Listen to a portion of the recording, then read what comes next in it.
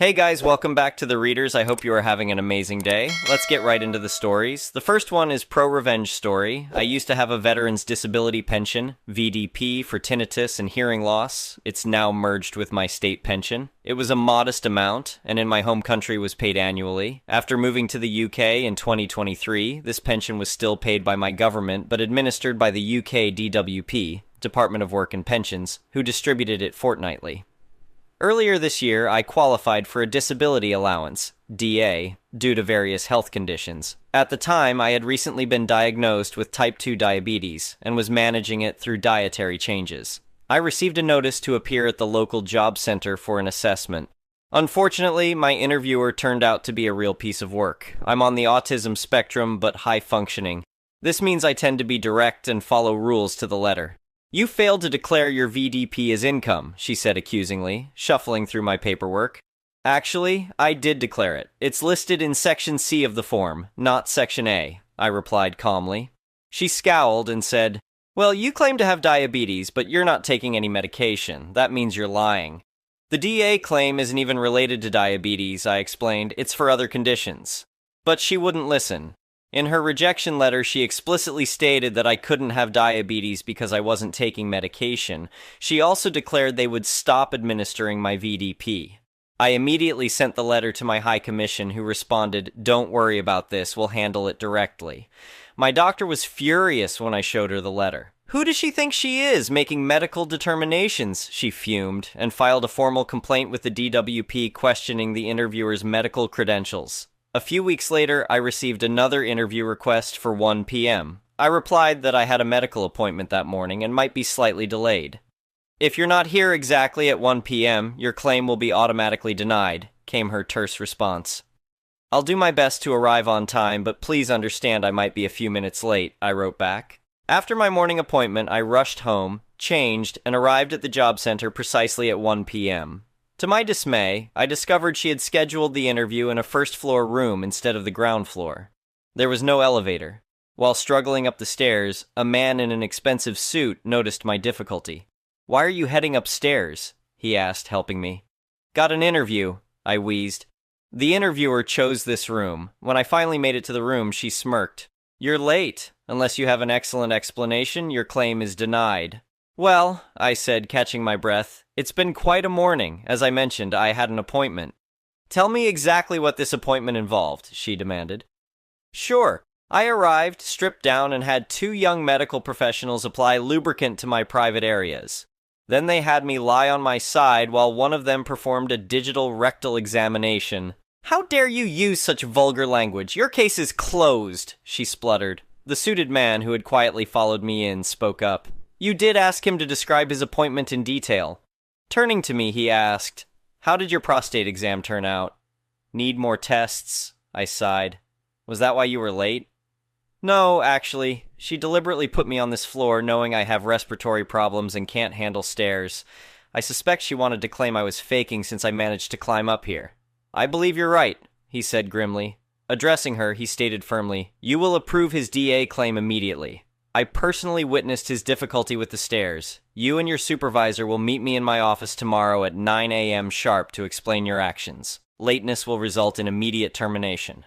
She went pale. "Yes, sir." Later I learned he was the regional director, sent to investigate numerous complaints about that job center. Apparently, when a high commissioner complains about breaching international agreements, it creates quite a stir at the DWP. Who knew? The next one is an entitled people story. My story begins pretty simply. I bought a modest house in a quiet suburb about 3 years ago. Nothing fancy, just a small 3-bedroom with a decent backyard where I could relax after work. The neighborhood seemed nice enough, mostly families, a few retirees, and everyone generally kept to themselves. That all changed when Dave moved in next door about a year and a half ago. Dave was in his late 40s, always dressed like he was heading to a business meeting and had this permanent scowl etched on his face. From day one, I could tell he wasn't thrilled about living next to me. At first, I tried to be friendly, waved when I saw him, even brought over a bottle of wine as a welcome gift. He took the wine without a thank you and closed the door in my face. Okay then, I remember thinking, not everyone has to be friends. For the first few months, we existed in a state of mutual avoidance. I'd see him pull into his driveway in his shiny BMW, and he'd pretend not to notice me working in my garden. Fine by me. Then came Memorial Day weekend last year. I invited a few friends over for a barbecue. Nothing crazy, just 6 people total. I'd recently gotten into grilling fish after watching some cooking videos online, and I was excited to try out a new recipe for grilled sea bass with herbs and lemon. Everything was going great. The weather was perfect, my friends were enjoying themselves, and the fish was cooking beautifully on the grill. Then I heard the sound of a sliding door opening forcefully. "What the hell is that smell?" Dave shouted from his deck, which was about 30 feet from my grill. I looked up, surprised. "Just grilling some fish. Would you like to join us?" "There's plenty." His face turned an alarming shade of red. "Are you serious? That stench is infiltrating my entire house. I had to close all my windows." "I'm sorry about that," I said, genuinely not wanting to cause problems. "The fish will be done in about 10 minutes. "This is completely unacceptable," he continued, now walking toward our shared property line. "You can't just pollute the neighborhood with that disgusting smell. I'm trying to enjoy my holiday weekend too, you know." My friends were all looking uncomfortable, and I was starting to get annoyed. "Look, Dave, I'm cooking in my own backyard. The smell will dissipate soon. This is exactly the kind of inconsiderate behavior I'd expect from someone like you," he spat. "Someone like me?" I asked, my hackles rising. "People who don't understand proper neighborhood etiquette. Fish smells travel. Everyone knows you don't grill fish in a residential area." I took a deep breath. "Well, I'm almost done here. Let's both try to enjoy the rest of our holiday." "This isn't over," he said, before storming back to his house. I tried to salvage the mood of my gathering, but Dave's outburst had cast a shadow over the whole event. My friends left earlier than planned, and I spent the evening feeling frustrated and confused. Was grilling fish really such a horrible offense? 3 days later, I found out exactly how not over it was when I received a certified letter informing me that I was being sued in small claims court by David R. Harrison, Dave's full name, apparently, for nuisance, willful infliction of distress, and property devaluation. I actually laughed when I first read it, thinking it had to be some kind of joke. But the court date listed was very real and the claims were detailed. Dave was suing me for $7,500, claiming that the noxious odors from my grill had caused him extreme distress, forced him to cancel his own Memorial Day gathering, and somehow devalued his property. I couldn't believe it. Who sues their neighbor over grilling fish once?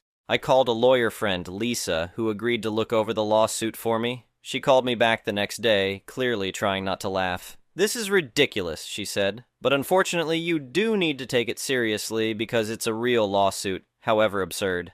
"So what do I do?" I asked. "Show up to court, bring evidence that you were having a normal, reasonable barbecue, and let the judge sort it out. Also document everything from now on with this neighbor. I have a feeling this isn't going to be the end of it." She was right. Over the next 6 weeks leading up to the court date, Dave escalated his campaign against me. He installed bright security lights pointed directly at my bedroom window. He started mowing his lawn at 7 a.m. on Saturdays. He even called the city to report suspicious activity when I had my sister stay over for a weekend. I documented everything as Lisa suggested, taking photos and keeping a detailed log of every interaction. I also spoke with other neighbors who were mostly bemused by the whole situation. Several offered to come to court as witnesses to testify that the fish smell wasn't nearly as apocalyptic as Dave claimed. The court date finally arrived. I took the day off work and showed up early, dressed in my most respectable outfit. Dave arrived in a full suit with a leather briefcase, looking like he was arguing a case before the Supreme Court instead of small claims court.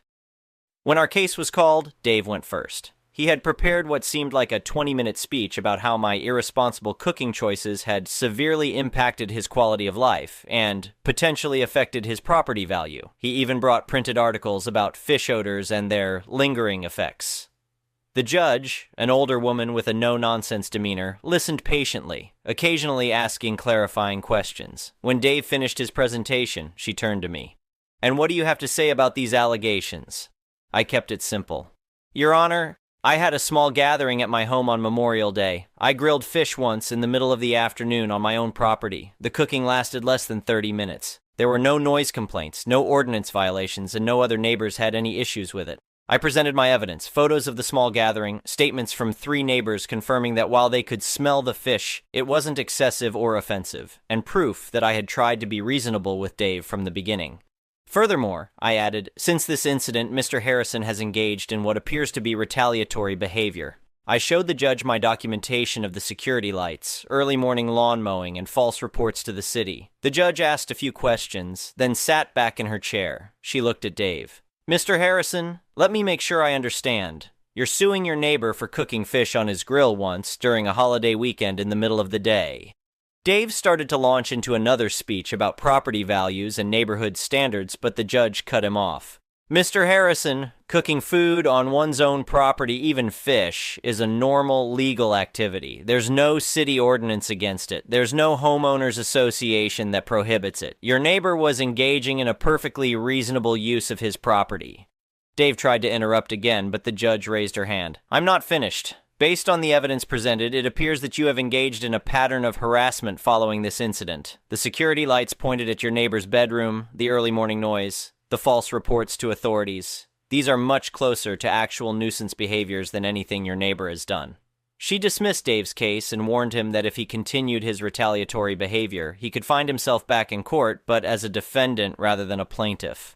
I felt a wave of relief wash over me as we left the courtroom. Dave stormed out without looking at me, his face flushed with anger and embarrassment. But the story doesn't end there. 2 weeks after the court case, I received another certified letter, this time notifying me that Dave was appealing the decision to a higher court and now seeking $15,000 in damages. I called Lisa immediately. "He's what?" she exclaimed. "This is getting absurd. He has no grounds for appeal on a simple small claims judgment like this." "What do I do now?" I asked, the stress creeping back into my voice. "This time, you don't just defend yourself. We countersue for harassment and legal fees." And that's exactly what we did. Lisa helped me file a countersuit against Dave for harassment, legal expenses, and emotional distress. We documented every single incident of his retaliatory behavior and how it had affected my ability to enjoy my own home. When the appeal date came, we were ready. The new judge reviewed both the original case and our countersuit. This time, David hired an actual attorney who looked increasingly uncomfortable as the hearing progressed. The judge not only upheld the original dismissal of Dave's claim, but ruled in favor of my countersuit. Dave was ordered to pay my legal fees, which by now were substantial, and $5,000 in damages for harassment. The judge also issued a cease and desist order, requiring Dave to stop his retaliatory behavior immediately. The look on Dave's face when the judgment was read is something I'll never forget. A mixture of shock, anger, and finally, defeat. Within 3 months, Dave's house was on the market. I heard from another neighbor that he told his real estate agent he was moving because the neighborhood had gone downhill. The new family that moved in couldn't be nicer. They even invited me to their housewarming party. And yes, I still grill fish in my backyard. The new neighbors don't mind at all. In fact, they've asked me for the recipe. The whole experience taught me something important. Standing up for yourself against unreasonable people isn't just about principle, it's necessary. If I had given in to Dave's initial demands, who knows what else he would have tried to control. Sometimes in life, you have to fight for your right to grill fish. As ridiculous as that sounds, it's true, and I'm glad I did. The next one is a malicious compliance story. Back in the early 2000s, I was a concrete mixer driver. Mostly I drove a front mixer, which means the high end of the barrel and the opening is in the front. Because the driver has so much control over the concrete pouring operation. While I pour, I can start, stop, control the flow. I sit rather high so I can better see the job site. I can also easily move the truck while pouring, and I can hydraulically move the chute left, right, up/down. So, they are more desired. Mostly because the crew receiving the load can use less people than with a cheaper rear truck. Keep in mind the concrete load is batched in the plant and loaded in the truck straight away for delivery. As the ingredients start to harden, the mix heats up. The longer the mix is in the truck, the more the concrete heats up and starts to set. 2 ways to slow this down is to slow the rotation to the slowest speed, reducing friction, and add water to cool the load. Typically, you want to pour the load within an hour of being batched. One day I poured a job and ended up with about 4 cubic yards of concrete left over. Normally, I would take this back to the yard and pour it in large block forms to make large 1 cubic yard interlocking blocks to be sold for retaining walls. However, this day, there was a contractor close by where I was that needed a little more concrete to finish a basement floor in a new construction home. Great, thinks dispatch. We have a truck not too far away from you with extra concrete that we will sell you at a discount. Contractor agrees because it saves him money, and he does not have to wait. So, I head there. Once on site, I set up really quick, check my load, and add water as needed to get a good flow. I pour for a little bit and the contractor asks for more water. Here's the thing. My load is over 2 hours old right now, and it is heating up fast. It needs more water, more often, to remain fluid. The water evaporates out quickly and the concrete gets thicker. Each of our trucks carry 300 gallons of water used for the concrete and cleaning the truck when done. Under the water tank, there is a main shut-off valve. Below that is a pipe that runs to the cab, with another valve then up to the barrel to water the load. 2 more valves for the upper and lower water hoses and 1 more for a drain to the ground. All these, except for the barrel valve, are located outside the truck behind the cab. The contractor gets angry that I have to stop often to add water. Remember, the load is old by concrete standards. As a concrete contractor, he should know that. He comes up to me and says, "Open the barrel valve and add water." Nowhere near that nice. Then he says, "Do not touch that valve again. Leave it open, and I will control the water." Again, nowhere near that nice. "Now mix that up and start pouring." What he is doing is shutting off the main valve from the outside when he decides there is enough water. Malicious compliance. He comes out 2 more times and adds water. Finally, as they get close to being done, some of the extra guys on the crew come up, open the main valve, grab my hose, and start washing their tools. Because they open the main valve, they are also adding water to the barrel. Now, I am not to touch the barrel valve, so I don't say a word. I don't touch the valve. The barrel line dumps 1 gallon of water per second. Just over a minute later, about 70 gallons of water rush down the chute and in the basement. The contractor comes out of the basement screaming, comes up to me and he says, "What is your problem?" I said, "I don't have a problem." "The problem is you thought you could do my job and yours and you can't. Now you have a problem." As I finished cleaning the truck, he was calling every number for my company to complain. When I got back to the yard, the plant manager wanted to know what happened. After I explained the situation, I found out the company as a whole has had an issue with this contractor. I never heard anything about it, nor did I ever see that contractor again. The next one is an entitled people story. A couple days ago, I told my eldest brother Mark, and by proxy also his wife Julie, to stick it where the sun don't shine after Mark went on a text storm about my adopted daughter. For background, my daughter Vivi may not be biologically mine, but she is my daughter. I've known her since her first year of life. I've been her mom since. I married her father when she was too small to even really remember and legally adopted her. She's only always ever called me Mama. When my husband passed away, it became me and her against the world. The dynamic duo. Recently, Vivi didn't start a fight, but finished it with a bully she'd endure for much longer than she should have had to. The whole saga is on my account if you want all those details, but the short is she ended up defending herself from him physically. He's now expelled. My daughter was not punished at home. In fact, I told her good job on defending herself. That's where my butt-crack-brained brother got on his bull crap. He never liked my late husband, unless our daughter, and always had something rude to say about them. But this sent him into a huge tirade on how Vivi will grow up to be a criminal, that I'm encouraging violence, and the next time she gets her feelings hurt, she will think it's okay to start a fight. Julie said she is concerned because Singe parent households produce angry and bottled-up children who are far more likely to end up in jail. I told them I never asked for their opinions, and the rest of my siblings agreed with me. But my brother wasn't done. He texted me vile things about my daughter, and his stepson sent video and screenshots of my brother calling her a stray kitten, his apparent favorite insult, and saying that she is not my child, and so on. I uninvited him to my 4th of July BBQ, told him he is not to talk to or even look at my child until he fixes his attitude, and he just doubled down. Let me be clear. He is the eldest, but he is adopted too. He is biologically my cousin. 2 of his 4 kids are stepchildren. Julie is a widow. His hypocrisy is breathtaking. So I had my daughter send over all the evidence she had and delete it off her phone, and I took all my screenshots and the like and sent it to my mom. I snitched so hard. I don't have time for this bullcrap. Don't know what she said to him, but she called me back that night a few hours later and told me to let her know if he decides to show his whole ass again. She talked to Vivi on speaker while I finished making us some treats before bed and told her that she loves her very much, that Uncle Mark is being a jerk, and if he or Aunt Julie try to bother Vivi or I again, to tell her. It rained like crazy on the 4th, so my BBQ only had a handful of folks who lived near me from the family and some friends. Vivi was happy, kicking her other uncles' asses at Mario Kart, and all the adults are drinking and dancing or watching the rain on my porch when who walks in? Mark, Julie, their 4 kids. Julie strolls right up to me with a whole-ass chicken and asks where she can put it down. I was like, sorry, what? I asked her what she was doing here and why they were there.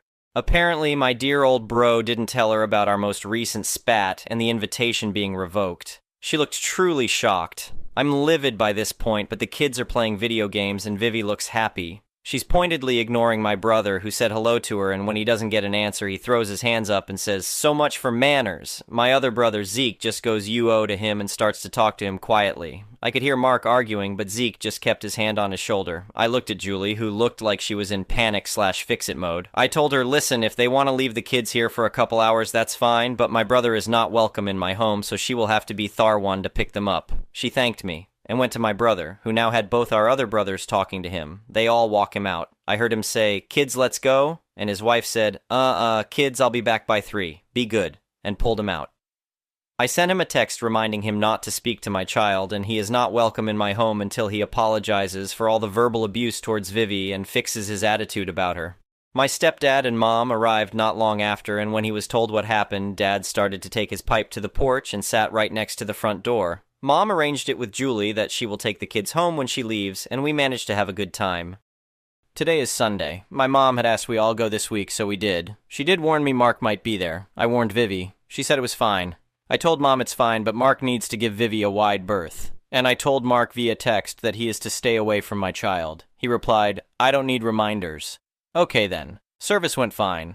I'm not much of a church person, but Vivi had a solo and sang beautifully, so this mama is happy. There was food happening in the event hall, and Vivi asks if she can stay a while and chat with her friends. Sure, I say. Have fun. All was well for about 45 minutes. I was sitting with stepdad and one of my brothers when Mark comes over to say his byes. Everyone gets a hug but me. Fine by me. He says Kitty did a good job up there.